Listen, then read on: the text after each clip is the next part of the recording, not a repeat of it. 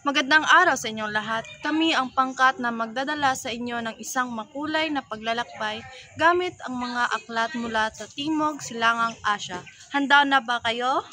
Isa sa mga bansang may mayamang panitikan ay ang Indonesia. Isa sa kilalang aklat dito ay ang Siti Nurbaya na isinulat ni Mara Rusli.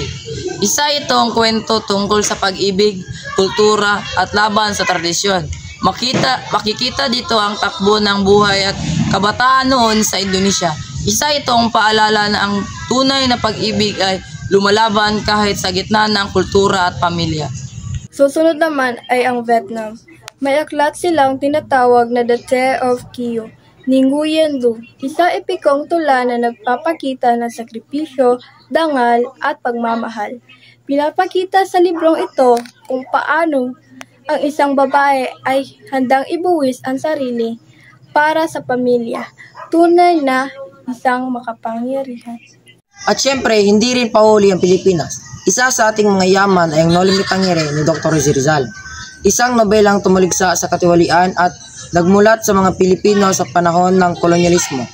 Hanggang ngayon, ito ay isa sa pinakamahalagang aklat sa kasaysayan ng bansa.